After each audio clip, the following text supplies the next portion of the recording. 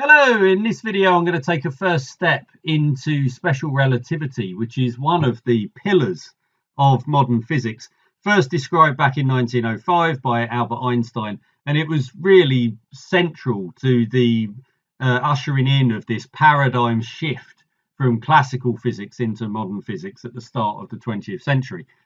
Now, there's a lot of scene setting that I'm going to have to do here just to make sure that we all understand exactly what we're getting into and what special relativity is trying to achieve.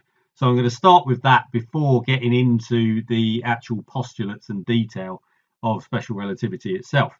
So let's start with the name then, special and relativity. Now, I'll start with the relativity bit. You've heard of relativity. I expect there are two. We got special relativity, we got general relativity. So Einstein came up with both of these. The special relativity, as I say, described in 1905, this is the inverted commas easier one of the two. It's a special case of general relativity. So it wasn't called special relativity by Einstein when he first wrote it out. He just thought, well, this is relativity. 10 years later, in 1915, he then described general relativity, and special relativity is then a special case of general relativity. And the relativity bit is talking about, so this is relative motion. So we've got relative motion here between, say, well, different frames of reference. So we're going to have to get back into frames of reference again, because we've spoken about them, a fair amount in previous videos, but it's always worth having a recap. And then the special bit, the special case, is that we are looking at inertial frames of reference in special relativity. So inertial as in obeying Newton's first law of motion. So not accelerating, not rotating, not accelerating. It's an inertial frame of reference. So we haven't got any accelerations going on. Right, so let's get on to these frames of reference then, and why this is so important is because we're looking at events. So we've got various events. The universe is full of things happening, and we want to describe, well, where is an event happening and when is an event happening. And we can do this in a particular frame of reference. So say we consider ourselves as an observer being a particular frame of reference. And we've got our space, three-dimensional space, our X, Y, Z.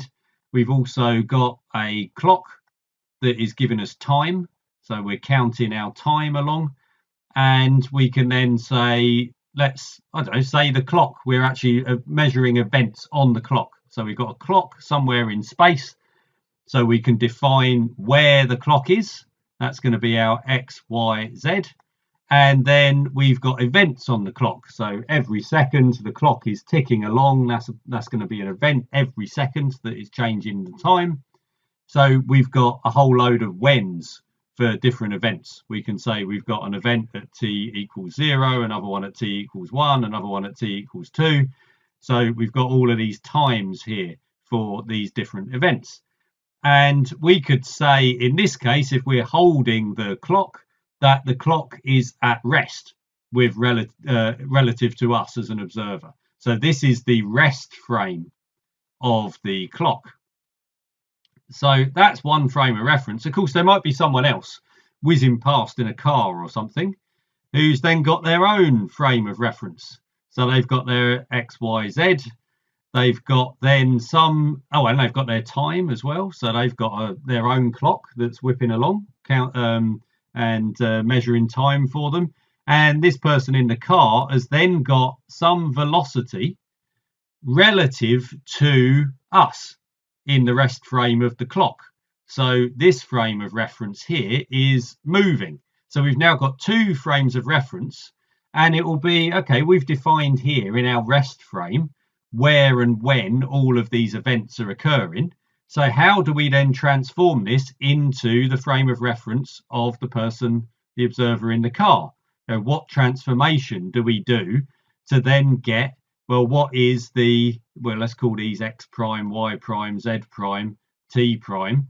So what are these, if we had to write out equations, relative to the rest frame of the clock. So say we were just moving in the x direction, well, y prime would be the same as y, z prime would be the same as z. Now, this is just doing our Galilean transformations. This is what we did in classical mechanics. I mean, they're named after Galileo, but really they're Newtonian. It's based on Newton's laws and such like. Time, we had always been saying, and I think I said this in about video 2 or video 3, if you go back 400 and odd videos, that there was that assumption that we had made right at the beginning of universal time. So that is an assumption that we've been operating under, which allows us to fill in this bottom equation that t prime will be the same as t. Now, spoiler alert on this one, no longer the case in special relativity. So this assumption that we made 400 odd videos ago, no longer true now in special relativity. That is a big, big change. Now, let's go to our x coordinate then. So in a Galilean transformation, we will say that, well, our x prime coordinate in the moving frame of reference will be the x coordinate in the rest frame minus v times t. Now, that is the Galilean transform. That's just I suppose, a common sense, intuitive vector transformation from one frame of reference to another. Another thing that doesn't work in special relativity. So we've got a lot of things that up until now have been obvious, in inverted commas, to be true, and simple transformations between frames of reference, which are no longer the case when we are dealing with special relativity. It was only not noticed that these Galilean transformations were incorrect because these are approximations, and approximations that work very well at low velocities, low speeds, low velocities. When we get up to higher speeds, then the approximation starts breaking down, and that's when special relativity becomes really important. Now, so that's frames of reference recapped. How did Einstein get to this point? What's the other stuff that we've been looking at in the run up to this? Well, we've already covered the Michelson-Morley experiment. So the Michelson-Morley experiment revealed that all observers, regardless of their motion, we've got two frames of reference here moving relative to each other, regardless of this relative motion, we were saying that all observers get the same speed of light. So that is a bit of what on earth is going on there, as we went through in the Michelson-Morley experiment. So regardless of their relative motion, the speed of light is constant. This was telling us that there is no absolute motion. There is no rest frame for light. This is what they were trying to get at, wasn't it, when they were trying to measure the speed of the Earth, the relative motion of the Earth with respect to this luminiferous ether that they couldn't find. So this is saying there's no absolute motion, there's no rest frame for the ether. So that is that's the outcome of our Michelson-Morley experiment. And if you recall, that led to Lorentz and Fitzgerald then bringing in these factors, these square root of 1 minus v squared over c squared factors. And these crop up all through special relativity, because it is these factors that are going to sort out our issues with time as we move from one frame of reference to another, and in position as we move from one frame of reference to another. So these factors are coming in everywhere. And as I say, special relativity, this is for inertial frames of reference. We're not having accelerating and rotating frames of reference here. We've just got frames of reference that are moving at constant velocities. So, and then we're transforming from one frame of reference, one inertial frame of reference, to another inertial frame of reference. Right, so that's set the scene of what it is that we're actually trying to do with all of this. So let's get on to the postulates then of special relativity, of which there are two. Surprisingly few, but there are only two. So Einstein was saying, right, he wants the laws of physics to be the same in all inertial frames of reference. So this is the principle of special relativity. So the laws of physics are the same in all inertial frames. And I mean, Galileo, with these Galilean transformations, the work that Galileo and Newton had done, they went some way towards this, that the laws of physics would be the same in all inertial frames, but not all the way. I mean, really, they were just looking in classical physics at mechanics, that our classical mechanics would be the same in all of these inertial frames of reference. Einstein was he was extending this to everything. He had to apply particularly to things like optics and electromagnetism. So all of this had to be included. So far more comprehensive in terms of the constancy of the laws of physics. So that is our principle of special relativity. Principle of special relativity. And then the second one is this thing to do with the speed of light. So that is the second postulate, that the speed of light in a vacuum is the same in all inertial frames. It does not depend upon the velocity of either the source or the observer. And then based off of these two postulates, Einstein then came up with the whole of his theory of special relativity. And this has numerous implications, profound implications. So we're going to have things like time dilation. We're going to have length contraction. Both of these are where we're going to see this factor, this square root of 1 minus v squared over c squared coming in. We're going to get relativistic momentum, because momentum is we still need to have conservation of momentum working in both of these. Every single inertial frame of reference, we need conservation of momentum.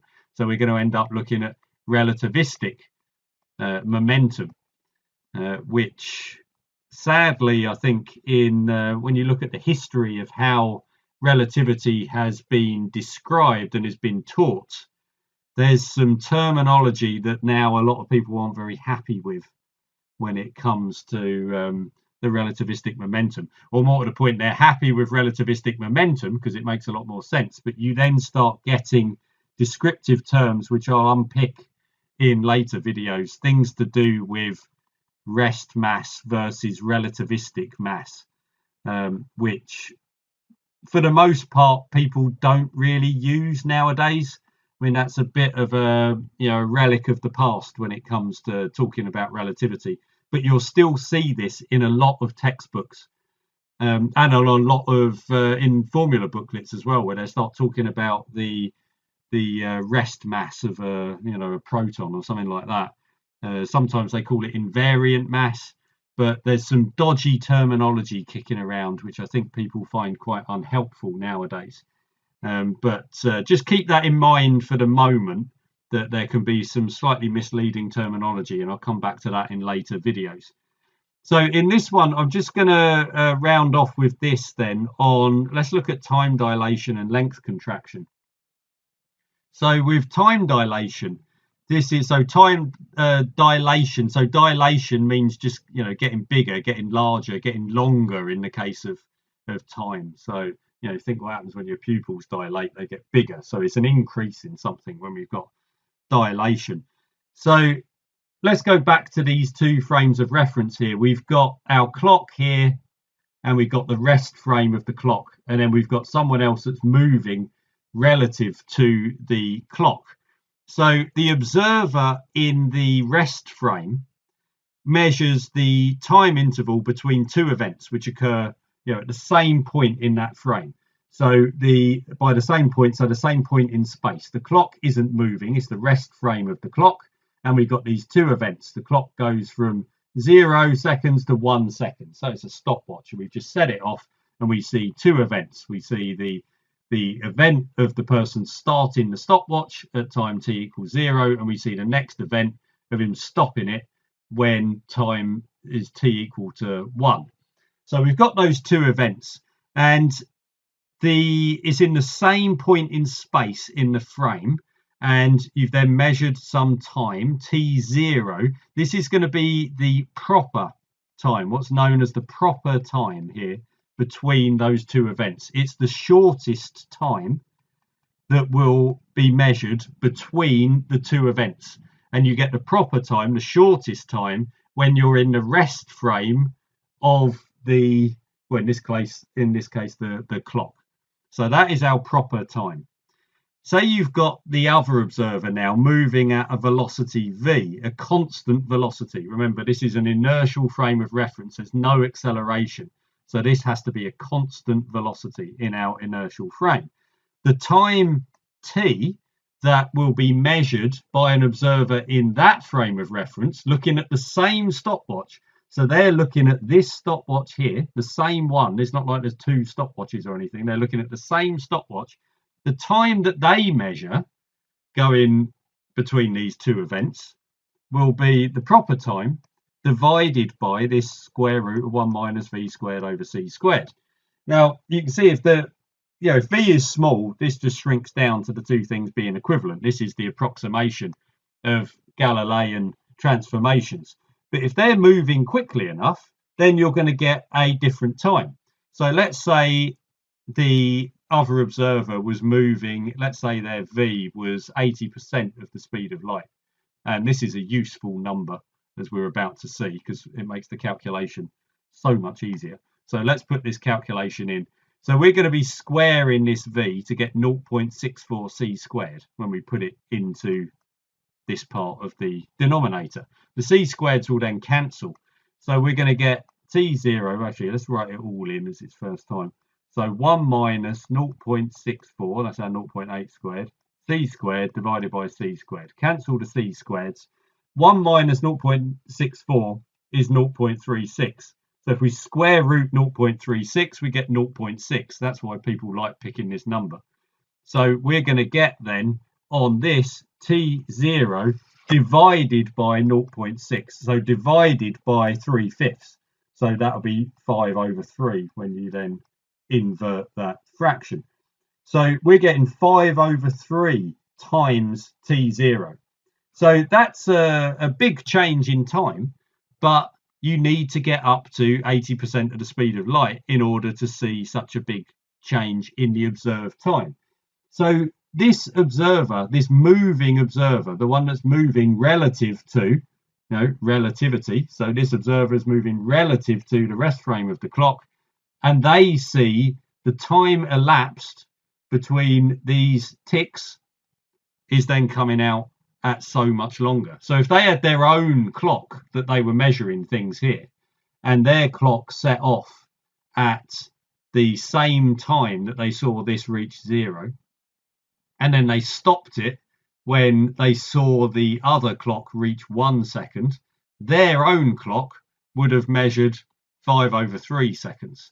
So you've got a difference here in the apparent elapsing of time as you transform between different frames of reference. So it blows this one out of the water here, this particular transformation in terms of time. We just don't have universal time anymore. The time is relative. It depends upon the motion of the observer and the events that they're actually observing. So yeah, hugely significant change. I'm just going to actually, I will tag in, I know this is turning into a slightly long video, but length contraction is so similar to the time dilation that I'm just going to slip this in as well. So for length contraction, we're moving from the when that we've just looked at here in time dilation to the where. So say we had we're going to this rest frame here, and say we had a meter ruler. Measures length, so we've switched from our clock measuring time to a meter ruler measuring length. So if we have a meter ruler here in this rest frame, so let's put it in the same rest frame as the clock. We got a 1 meter ruler, and in this case the orientation does matter. So in this case I'm putting the meter ruler aligned with the velocity of the observer in the other frame of reference. So it's pointing along the x-axis, is parallel to the x-axis. So if we've got that meter ruler there, we measure the length of the meter ruler in the rest frame of the meter ruler, then we're going to measure 1 meter long. If we go over to the other frame of reference, which is moving in the x direction, then they will measure a length contraction. They'll measure a shorter length of ruler. So they'll measure a length which is equal to L0, the proper length. So this is the longest length, is the proper length that you're going to measure in the rest frame multiplied by the square root of 1 minus v squared over c squared. So when you're in the rest frame, you're getting the shortest time and the longest length. Now the orientation matters here with the length contraction because we're only going to contract the length along the components that are moving in the direction of the motion of the frame of reference. So if I'd put the meter ruler parallel to the y-axis here in the rest frame, then there'd be no length contraction because the observer here, the moving observer, is moving in the x direction. There's no component of motion in the y direction, so they won't observe a length contraction. Obviously, if you've got it angled somewhere in between, it will be the component of the length in the direction of motion of the observer that is going to contract. So it does matter which way round the meter rule is oriented. But here we go. We've now got a change in length as well. So this is fixed what's going on here in these Galilean transformations, which are approximations. We've now got how to transform in space, how to transform in time. And importantly, these things are entangled with each other. Space and time are entangled. You can't treat the things separately. The time and the distance between two events they depend upon each other, and they also depend upon the motion of the observer relative to those events. Time isn't passing at a fixed rate. We don't have this universal clock, which we've assumed all the way through our physics up until now. And we know this to be true. I mean, GPS systems would go wrong in less than a day if special relativity and indeed general relativity was not used in those GPS systems. So we know that this matches with the observations that we have actually out there in the real world. And that'll be something I'll get onto in subsequent videos as well. So there's still quite a lot to unpick on all of this. I think this is enough for the first video here. That we've got these. I want to do more calculations in later videos. Actually, I haven't actually finished this calculation, but you can easily see that they're going to measure a 60 centimeter ruler with this 0.8 times the speed of light. So I'll do some more calculations like these just so we can really embed in our minds what's going on with this time dilation and length contraction. I also want to put a bit more meat behind these formulae. I've dropped these in of how we do these calculations here for time dilation and length contraction. But let's actually put a bit of substance behind these formulae. So I'll do that in the next video along with some further calculations. Then I want to get onto things like the twin paradox, just to show how it isn't really a paradox at all, because that will help our understanding as well of what's actually going on in special relativity. So there's still a reasonable amount of work we can do inside special relativity before we get to the sort of university level stuff, which is going to be beyond our capabilities at the moment. But yeah, that'll be coming up in the next few videos. But yeah, I'm going to start off, as I say, with these formulae. Where are they coming from, rather than just using them blindly? So that's going to be up next.